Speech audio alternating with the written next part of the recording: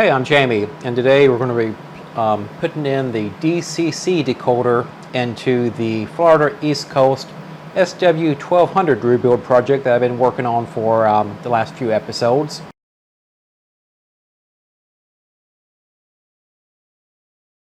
I'm going to use a Digitrax DCC decoder, and just to be frank about it, I use Digitrax in the majority of my products. Kind of curious what everybody else is using. Been using them for a while now, and just to be clear, I do not get any kickbacks or anything like that from them. They're not paying me. I just find their products useful. Just you find something that's useful and you just kind of stick with it.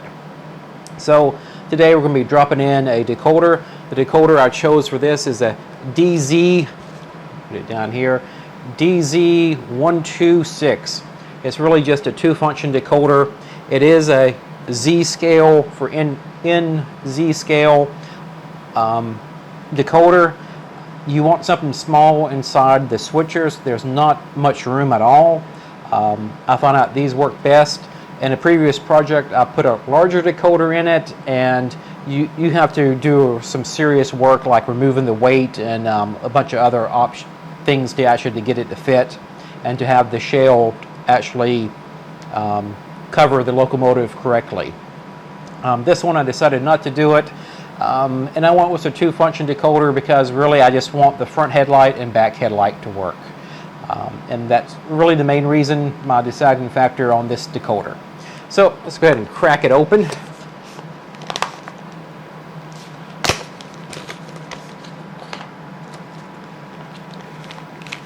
Of course, we have the manual that nobody reads and the decoder itself. Put the bag over here, and as you can see down here, it's a pretty small decoder and will fit perfectly inside of this model. So to start with, in the previous ones we removed the logic board, we kind of separated the wires out. What you see in this particular locomotive is you have pickups on the front and rear of the train. This is denoted by the red and blue wire, and on the back end of it, the same thing, the blue and red wire, and the engine has a red and black wire. And once you get the logic board out, it's pretty easy to trace the wires and see what goes where. What I like to do is actually I 3D print a little piece to actually drop into where the logic board came out of, and it just, for me, I do that to kind of use it to route the wires and hold everything in place. So I'm just going to do the same thing on this particular one, and I'm just going to move the wires over, pop in the holder,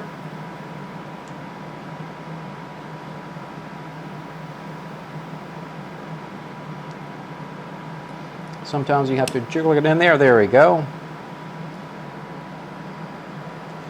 Just make sure I'm not rubbing up against anything, and there it is. All right, now I'm going to start the routing process of the wires. So again, like I said, the one thing when you put it in is to make sure you don't have your wires pinching. And there we go, we kind of want it loose. And what I'm going to do is take the wires that go to the motor and route it up through a little hole that's already in the replacement 3D printed piece.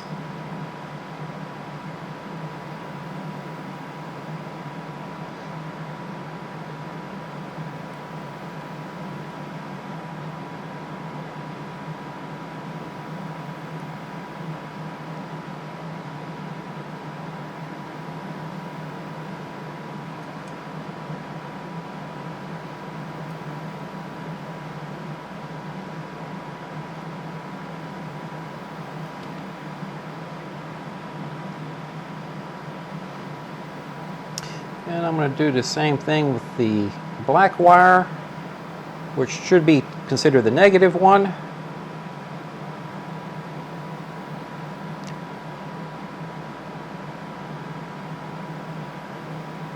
All right, And I have these two wires coming through the top here. That keeps them secure. And again, this is a piece I designed and 3D printed. I kind of fashioned it after the logic board.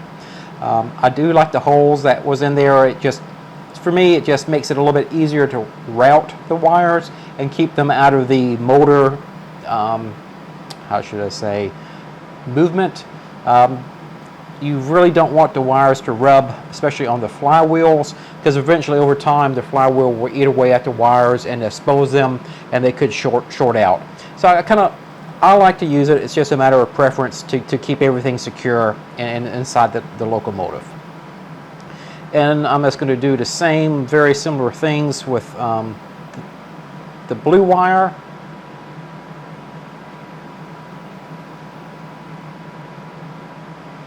Just kind of route it up through.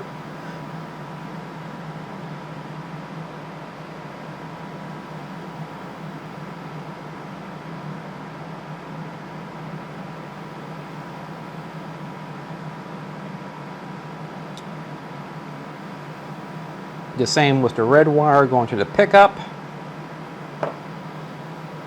Just make sure I got enough back and forth motion on it. There we go.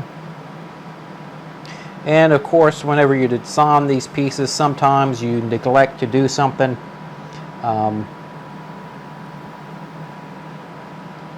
Actually, I should have put another hole in it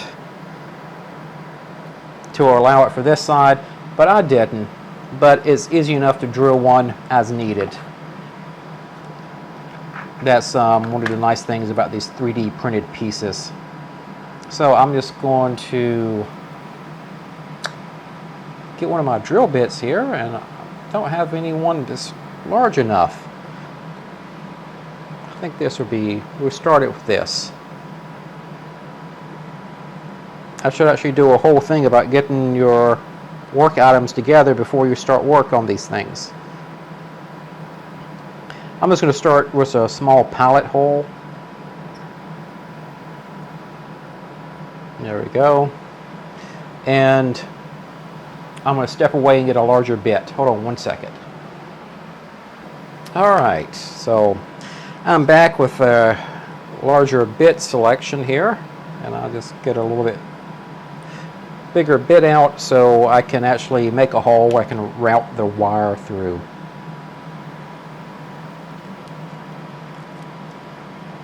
And again, I do have a electric small handheld pencil-like, I guess, file, drill, whatever you want to call it.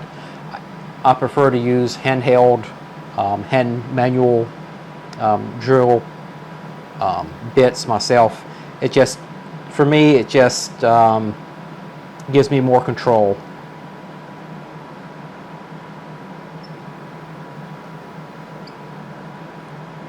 All right, so I have my other hole that I needed there now, and I will just go ahead and complete routing the wires from the front of the locomotive up through it.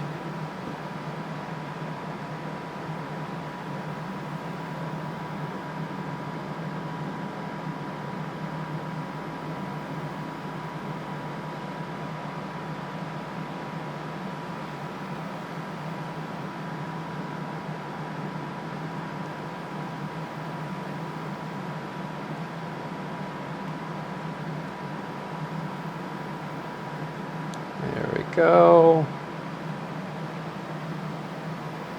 And I'm going to do the same thing with the blue one.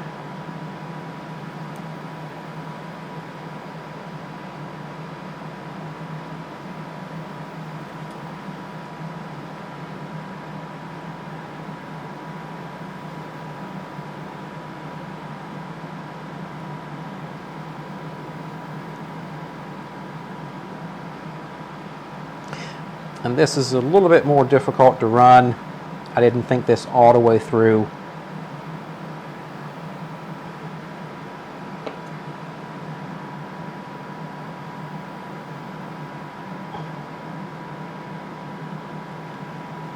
And usually what I find on these is you spend more time kind of trying to route the wires to make sure they're not going to get caught and things like that.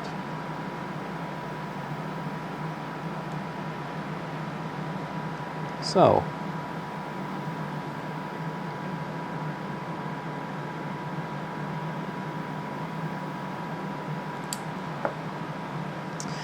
let me just make that hole a little bit larger.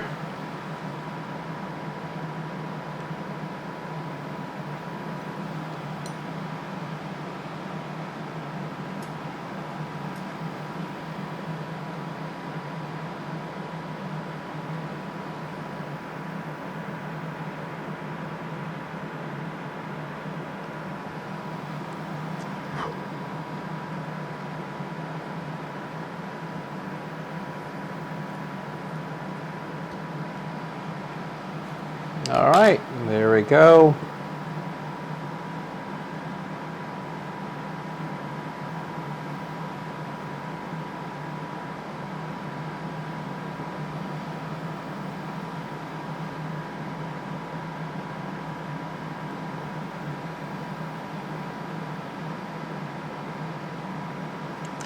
And what's happening here is having kind of a difficult time feeding it up because the top of the wire is actually the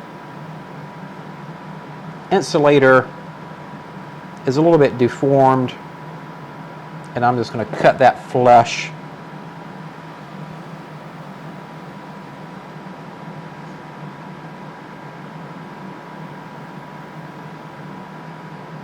And there it is. So, I now have the wires routed correctly, or in what my opinion is correctly. Again, everybody has a different way of doing these things. This is just what I've kind of landed on that I like for my reasons. So, looking here, we have the front red pickup, the rear red pickup, the front blue pickup, the rear blue pickup. And all of these are the same side of the locomotive. They pick up the same current from the front and rear trucks. And then here we have our red and black wire that goes to the motor.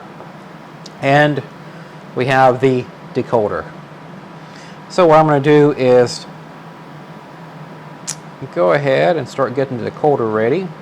And at this point I'm going to have to refer to the manual just to make sure I get it right.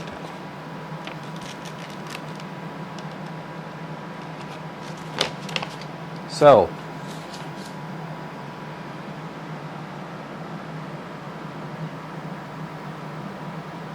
what do we have here? We have black, which says is the left side power pickup. Now we're getting into things I can't see.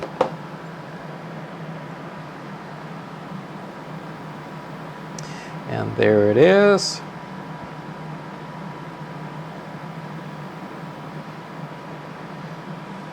So, black left side power pickup, red is the right side power pickup. So the black and red on this decoder, the DZ126, the black and red wires are the input from the track, basically from your pickups. So we have the left side, black side, and really, to be frank, it's not critical on the decoder. How DCC works, it gets translated by the decoder so that the decoder actually controls forward and backwards. It works a little bit differently, but I found out that it's not really critical that you get these wires on the left side or right side. On DC, straight DC, yes. DCC, no. So, what I'm going to do is go ahead and not break out, but kind of separate the wires out, and I'm going to put the red wire to the red wires and the black wire to the blue wires. And to do that, I'm going to start by stripping the red wire, what's it called on there, the insulator off.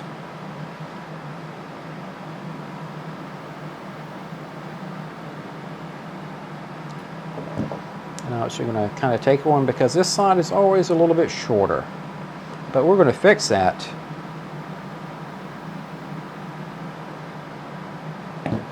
All right.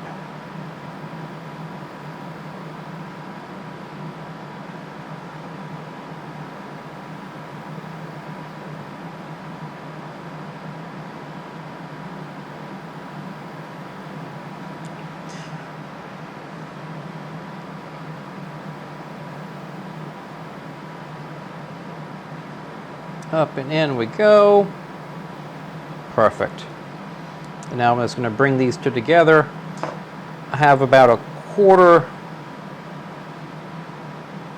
maybe a little bit less than the quarter inch. I'm just going to strip a little bit more wire off of that one.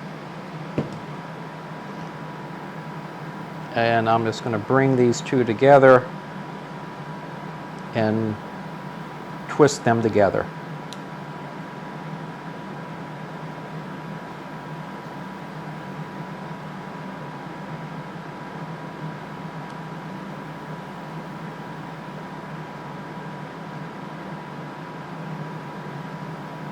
All right, so what I've really done is basically connected two red wires together from the front and rear pickups, say that 20 times fast, and brought them together. So this is going to be our entry point into the decoder, and I'm just going to repeat the same process for the blue wires.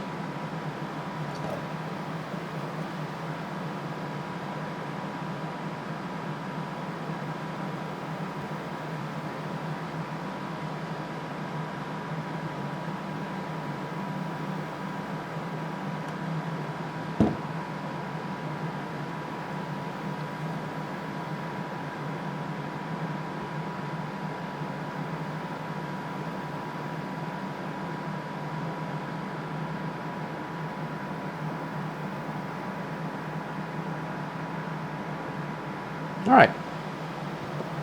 So now what I end up with is red and blue is to the blue, and we still have our motor wires hanging out off to the side here. Now obviously the leads on this is a lot longer than what we need it to be, so I'm going to cut them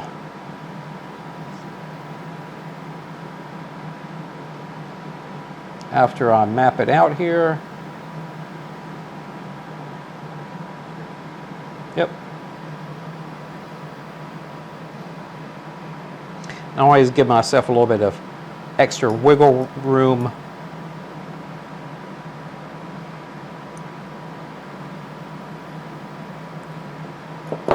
There we go.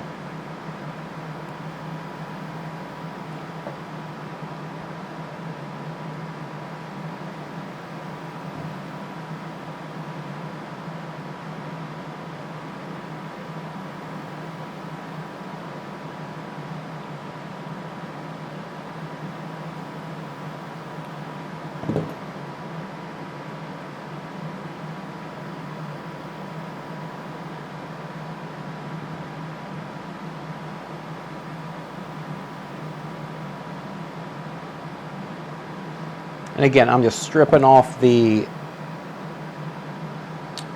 insulator so I can expose the wires and twist them together. And I'm going to go ahead and just connect them up.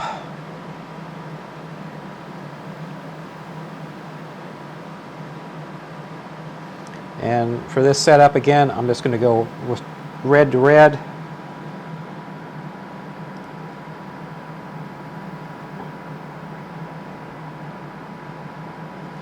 Just twist that like so, and I'm going to repeat the same process on this side.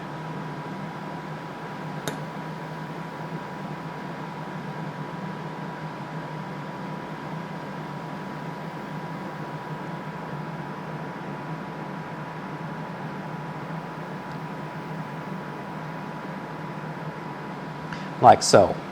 So now that I got the wires and the decoder connected to the pickups terminals from the basic supply from the tracks, I'm going to step over to my solder station real quick.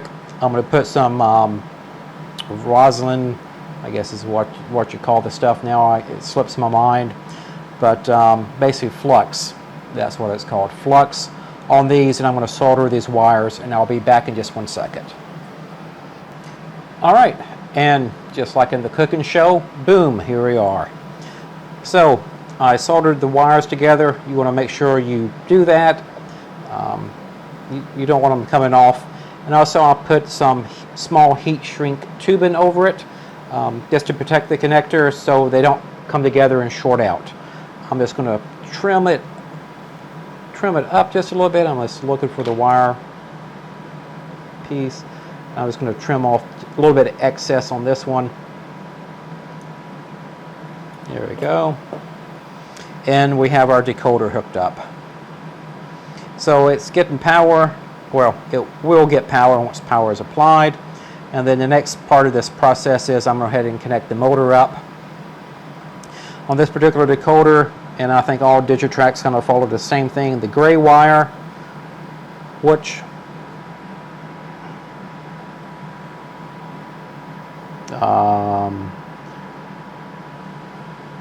it's really difficult to tell. I wish I used some other color. I mean, if you look here, really, this is kind of crazy. It may be impossible. It may actually look the same on this, but there's a white wire and there's a gray one. Well, the gray one is not really gray. It's closer to white than gray. So it's really kind of difficult to see, but here's the white one, so we can eliminate that one. That leaves this one as the gray wire. And it says here the gray wire is the motor negative.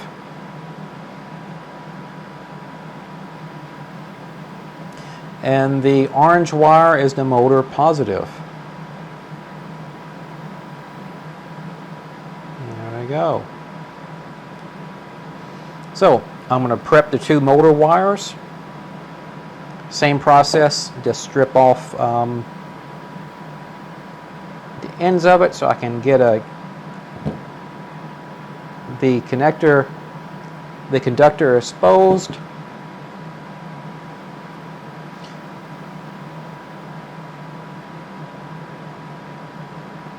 There we go. And then for these, I'm going to cut.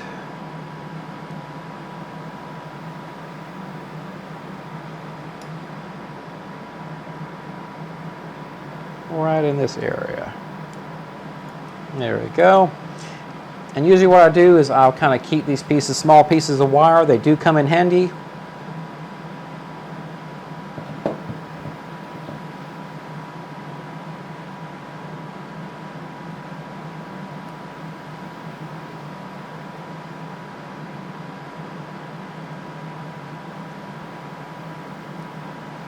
All right, there we go. So gray goes to motor negative. Motor negative, in most cases, is the black wire. So gray to black.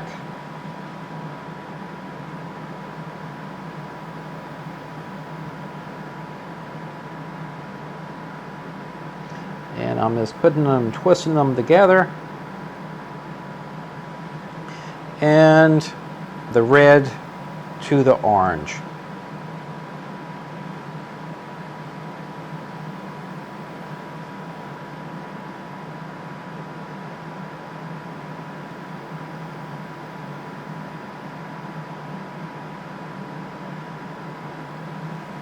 All right, so we have those wires in. Let me just solder it quick and I'll be right back. And now I'm going to just repeat the same process.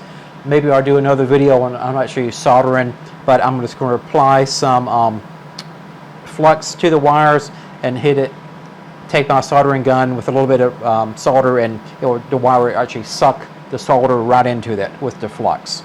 I'm going to do that and be right back. So I'm back. And as you can see, I have my decoder installed. It's connected to the motor. We have it connected to the pickups. And now is a perfect time to run a test on the locomotive, just to make sure we have at least the motor hooked up. And that's going to be the next episode.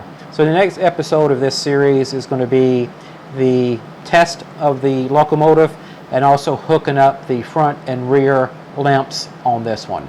And as we do that, we're getting closer and closer to having this project complete. It's been kind of challenging, but it's been super hot outside, so I can't think of anything else better to do but to stay inside and work on your projects. So this has been a good project, summer project for me. So again, next episode we're going to actually run a test to make sure that this works correctly, and then we're going to hook up the lights and seal it all up, and that should be that. So again, if you haven't already, please subscribe to the channel, and until next time, talk to you soon. Hope you have a great day. Bye.